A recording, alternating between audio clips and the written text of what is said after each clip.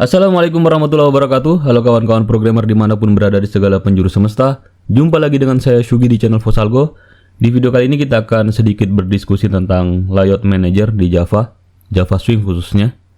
Jadi di Java Swing itu ada yang namanya layout manager atau pengaturan tata letak komponen di dalam window ya. Jadi di Java Swing sudah tersedia di JDK ini, sudah tersedia beberapa layout manager yang bisa kita gunakan. Di antaranya border layout, box layout, car layout, flow layout, kemudian ada grid back layout, ada grid layout, ada group layout, dan spring layout. Beberapa di antara layout manager ini sudah sering kita gunakan. Di antaranya ada flow layout dan border layout ya, yang sudah sering kita gunakan. Sebenarnya di NetBeans kita bisa bikin window dengan cara drag and drop, tapi belum pernah saya bahas mungkin dengan secara detail. Sudah pernah saya gunakan tapi belum saya bahas secara detail. Kenapa saya tidak membahasnya? Karena itu akan sulit dipahami jika kita tidak memahami tentang penggunaan layout manager di Java Swing. Tapi kalau kita paham tentang layout manager di Java Swing, penggunaan drag and drop di NetBeans itu sangat mudah dan sangat membantu. Baik, kita akan lihat beberapa layout manager yang sudah tersedia di NetBeans, di Java Swing maksud saya. Teman-teman bisa lihat tutorialnya di sini ya, di Oracle. Dari Oracle kemudian Java SE tutorial UI Swing Layout Visual HTML. Oke, kita ke layout yang pertama, ada border layout. Kalau di border layout dia mengatur komponennya itu terletak di posisi ini. Jadi dia fix komponennya berada di posisi 1, 2, 3, 4, 5. 5 posisi ya. Ada bagian atas ini bagian top, atau kita sebutnya kalau di border layout itu sebagai north. Kemudian di sebelah kanan ini sebagai bagian edge timur. Kemudian ini bagian south-nya. Ini bagian baratnya, west-nya, kemudian center. Pertanyaannya bagaimana jika kita mau punya dua komponen di tengah? Ya, jadi kalau kita mau punya dua komponen di tengah, atau misalnya di sebelah kiri kita mau punya beberapa komponen. Kayak misalnya kita bikin navigation bar ya, atau navigation button. Biasanya ada lebih dari satu tombol di sini. Caranya adalah kita buat panel dulu, dan panelnya yang kita letakkan di sebelah timurnya, sebelah baratnya. Panelnya kita letakkan di sini, terus nanti di dalam panel tersebut kita buat beberapa tombol di dalamnya. Jadi yang kita tambahkan di sini bukan button, tapi JPanel. Kemudian di atas JPanel itu lagi kita tambahkan beberapa tombol. Jadi itu sedikit trik. Kemudian kalau mau lihat contohnya bagaimana cara digunakannya ini border layout, teman-teman bisa buka di sini dan pelajari cara penggunaannya.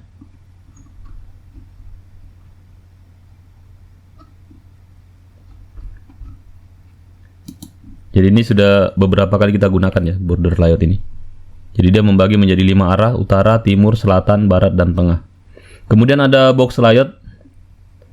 Ini dia contoh visualisasinya, box layout. Dia susun dia menggunakan kotak ya. Ada juga caranya bagaimana cara gunakan box layout.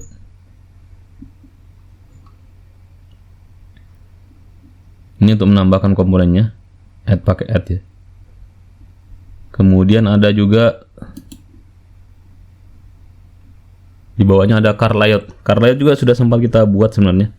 Pada car layout dia tumpuk komponen-komponennya. Komponennya itu dia tumpuk seperti tumpukan kartu. Jadi yang terlihat hanya komponen yang paling atas saja. Berikutnya ada flow layout yang paling sering kita gunakan, karena ini juga merupakan layout default-nya kalau kita pakai JPanel ya. Dia bilang ini flow layout adalah default layout manager untuk JPanel.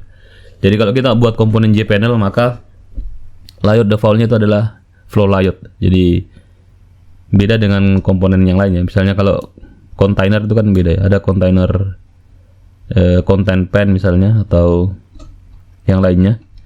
Dia bukan flow layout. Tapi kalau JPanel dia default-nya adalah flow layout. Jadi walaupun tanpa kita set, nanti dia akan otomatis menggunakan flow layout. Kemudian ada grid back layout.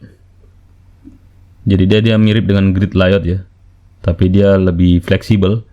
Kalau di grid layout kita tidak fleksibel ini. Kalau pokoknya kita buat gridnya 2x3 berarti hanya bisa 2 kolom 3 baris begitu. Dan size-nya adalah sama. Ini size komponen-komponennya sama, button 1, button 2 sama ukurannya. Kalau di sini button 1, 2, 3 sama, tapi button 4 beda. Button 5 bahkan bisa nempel ke bawahnya ini, ke bagian bawahnya grid. Ada grid back layout, ada grid layout, kemudian ada group layout juga, terakhir ada spring layout. Kita mau coba satu di sini. Kita bisa coba mungkin yang ini mungkin ya.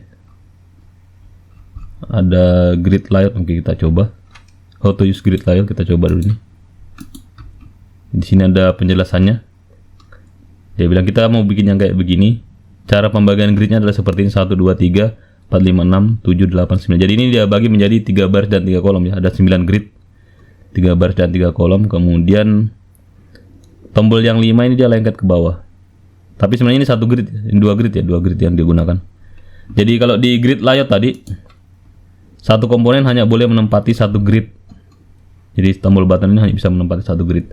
Tapi di grid back layout bisa satu komponen menempati 3 grid. Kayak ini tombol long name button 4 ini, dia menggunakan 3 grid ya, grid 1, grid 2, dan grid 3.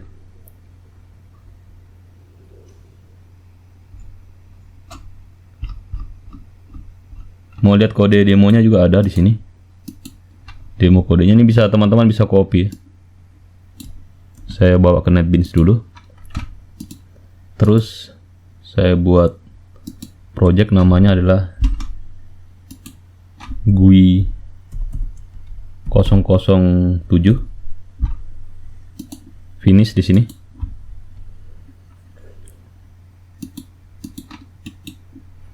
New Java class saya paste di sini. Finish. Kemudian saya ambil codingnya dari package-nya, saya ambil ini. Saya copy, Ctrl A, paste. Saya hanya mau lihat reaksinya saja. Saya ganti nih, move to class folder, supaya dia buatkan saya otomatis ini ya, package-nya. Oke. Coba saya run file. Oke, ini hasilnya ya. Jadi dia sedikit lebih fleksibel. Kalau saya perbesarin dia fleksibel ya. Tombolnya juga ikut ke bawah. Ini saya yang saya sebutkan tadi, lengket ke bawah.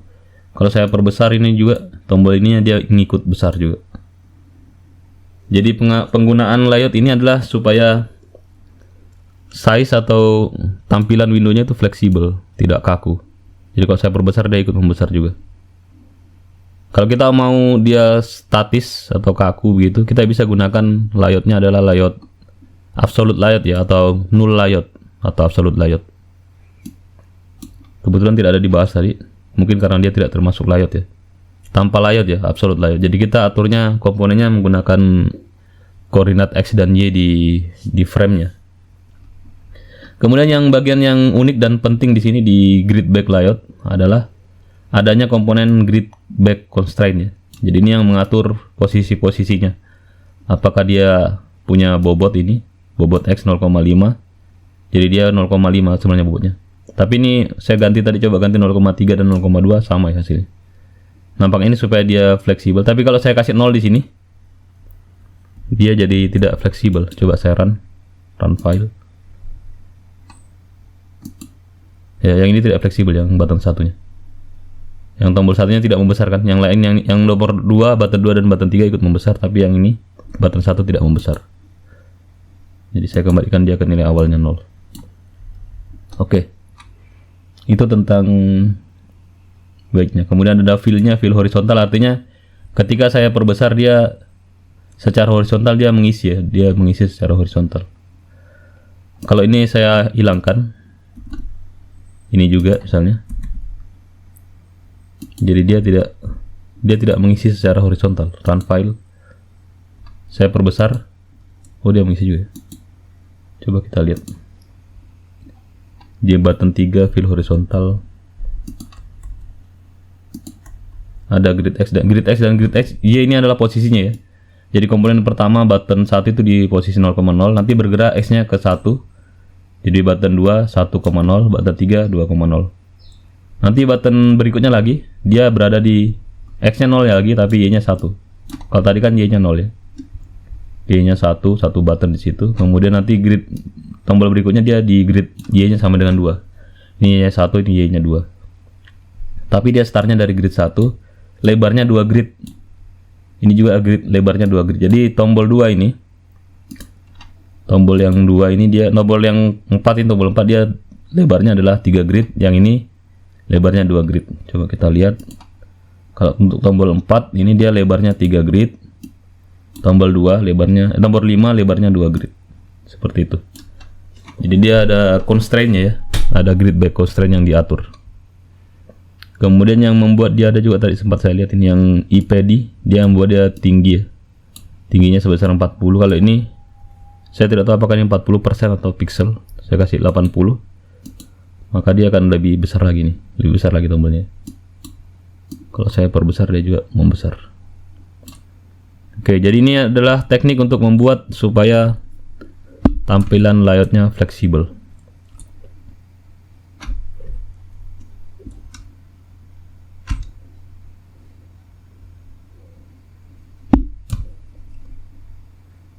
Oke, baik. Saya kira demikian.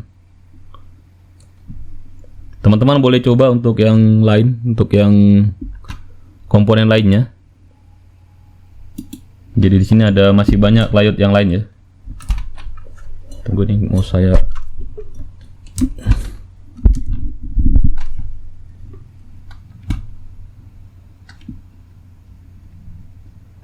ya, masih ada constraint yang lainnya, masih ada grid constraint yang lainnya, masih ada layout yang lainnya ya, ada spring layout, ada grid back layout, ada null layout. Jadi teman-teman saya harapkan bisa mempelajari ini semua, memahami, bisa dicoba-coba codingnya. Kalau ini kan sering kita coba ya, kayak yang flow layout dan border layout, ada box layout juga. Nanti supaya bisa membantu kita untuk mengimajinasikan atau mengilustrasikan ketika kita menggunakan fasilitas drag and drop untuk membuat JFrame di NetBeans. Baik, saya kira untuk tutorial kali ini saya cukupkan sampai di sini dulu. Kalau teman-teman punya pertanyaan dan saran boleh dituliskan di kolom komentar. Jangan lupa like, share, and subscribe jika video tutorial ini bermanfaat. Insya Allah kita akan jumpa lagi di video tutorial berikutnya. Terima kasih. Wassalamualaikum warahmatullahi wabarakatuh.